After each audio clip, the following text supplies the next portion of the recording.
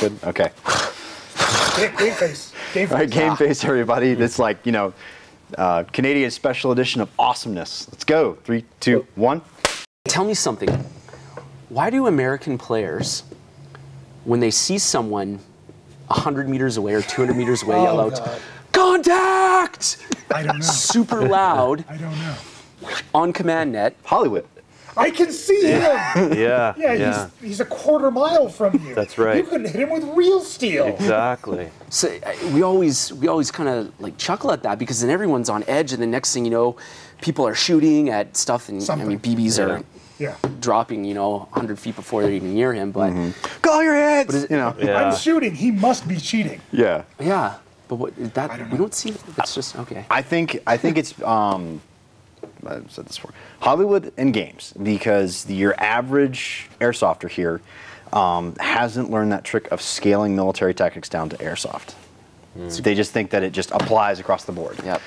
If I can I've been saying that for a lot of long veteran time. teams and guys who've been doing it for a while have understand how to scale it. Yep. You know, it still applies. You just have to a little bit. Make it applicable to airsoft. Yeah, I mean, I had a conversation with Rob and a couple buddies a while back. I was, you know, because everybody is like, you know, such an amazing player. You know, you know what you're doing. You're so confident on the field, and I'm just like, you know, you think it's like this a culmination of skills and, you know, all this wisdom, and my gun's so awesome. You know, that's got fairy farts or something that it's, you know, sending them down range magically makes them call their hits. I'm willing to believe in the wisdom fairy farts, or the fairy farts before the wisdom, actually. So.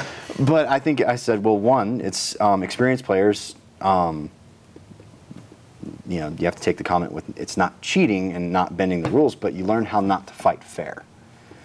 Because so many people step on the field expecting a fair fight, wanting to fight fair. You know, good players don't fight fair. You know, they never crossed my mind. They don't I would agree necessarily for that. fight dirty. They think dirty.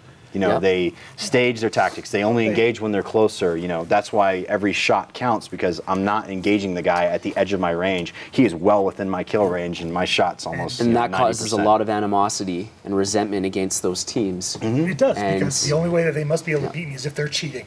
Yeah, and that's not Look, necessarily he shot me when he broke through a window or crashed through a wall or something. That's right. But he just shot you. He didn't break any rules. I mean, a buddy of mine, we play here at the local CQB Field, and it's really funny because people who want to play recreationally or as a hobby will have that one tornado. And like, it's that holy grail, it's that one tornado. It's like, sorry, we have, you know, 4. Yeah. And 2 are impacts, 2 are timers. Yeah. So all day we're throwing, you know, impacts going off, and, you know, we'll switch it up, we'll fight dirty. They'll be like, timer. And, you know, throw it in there and they'll be like, oh, it'd be nice if you had a grenade that worked. You know, they all step out to engage, and boom. That sucks. That's cheating. Yeah. You know, because we're not fighting fair. Yep. You know, that for instances like that, or my favorite one is alternating between primary and secondary to make them think that there's 2 people there. Oh yeah. You know, stuff like that. Or just call it last mag. Yeah. Oh yeah, that works well. Or like when you look at your guys, you're like, okay, we're all going to say loading at the same time on 3. You know, it's a chorus. So you know, and you know what? To be the devil's advocate on that, though, the one thing that I say I don't agree with is when you have a challenge on each team, and the big thing that we've encountered is we'll be on. Let's say we're on Rangers. We never really are, but if you were, then team comes up and yells out, "Ranger, Ranger," and you're like, "Ranger," and then they shoot at you and go, "Ha ha ha," or the opposite, right? And that I think is kind of a cheap move, because it applies to airsoft, right? Yeah, that's like a rule thing. I've always thought that. I mean, the challenge code. Locally, you can prevaricate, but you cannot lie about what team you're on. You know, if you've got guys in low light conditions, they go, you know, are you green? Well, if you're green, you can say yes, or you can try to prevaricate until you get yourself into a sweet spot where you get a kill on them, get a shot on them, but you can never say no. Yeah. If you actually are green, you can't say, no, I'm on tan. Yeah. Oh, okay, and then bam. And that's where I would draw the line. Yeah. Is That is how you playing within the rules of the game. game. Yeah, running around. I mean, if you figure out their challenge code, have at it. Yeah. If someone says, are you friendly? I'm very friendly. I'm positively gregarious. It's worked. That would be awesome to hear that on the field. Yeah. Yeah. Are you friendly? I'm very friendly. It worked great until I had to explain what gregarious meant. And then spell it.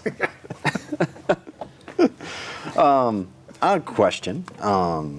As far as how it is back home and what you view here, it's a problem I have because I think we're very entitled. But do you view airsofters here as like entitled? Entitled to winning, entitled to fun, entitled to. That's like it's almost a culture question, and I think it would apply to real military around the world. Like the British operate. We have some British ex-military people on our team, and they've seen the differences. Canadians as a culture, you know, have stereotypes as well, and so do Americans, right? So I think there is a little bit of entitlement for sure. I mean, the British are used to doing more with less. That's true, yeah. Yeah, exactly. You throw an Australia in the mix for some fun. And That's the right. Australians are used to doing more with nothing. That's true, yeah. You know what? I would say yes. I think there is more entitlement down here, but I think in the same sense, if you were to look at the players specifically, I think people who, you know, you brought up a point before, the fashion show, right? I think players that are out there and Show softers, we just call show them softers. Well, the show softers, I think they have more of an entitlement. We've been in some, you know, pretty insane firefights and other teams, and you know, we come out on top, and they're livid about it. They're pissed right off that we got the drop on them, or that we came in through a window instead of a door, or the ceiling. Yeah. yeah, exactly. Or we were resourceful, and it ultimately led to us beating them. Those are the conflicts that we face when it comes to, say, someone who's only been playing for a couple of years and they're still like excited and they're just happy to be out there and they've never seen, and they're looking up to the guys that are. I got killed by by Mr. First. Woo! Yeah, exactly. So, I think they're happy to get into those intense firefights, but if they get hit, then they're still jacked up from it, and they're like, yeah, that was awesome, that was great, like, thanks, that made my event, right? So like we were talking before the show about limitations. You come down here, it's like you can't use that window, you got to break the plane of the window, all these limitations. It's like, what if the petri dish for entitlement is limitations?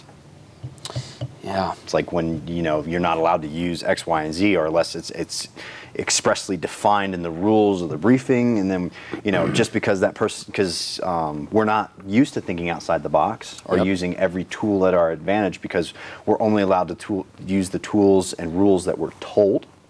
And then when someone comes that's thinking outside the box that doesn't have any limitations, then they get pissed. yeah, it's a good point. I mean, for those of us that spend the time and the energy on doing things like a ropes course, so when you see a tight building, you go, okay, the door's not working for me. What about the roof? You know, can I go down instead of go in? Yeah. And that's fine, but at the same time, that's great for those guys that have done that.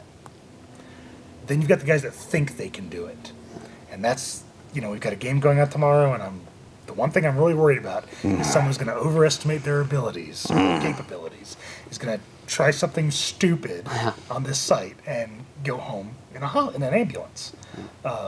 So I mean, it's like, I want the squared away guys to be able to indulge their resourcefulness, but I don't want.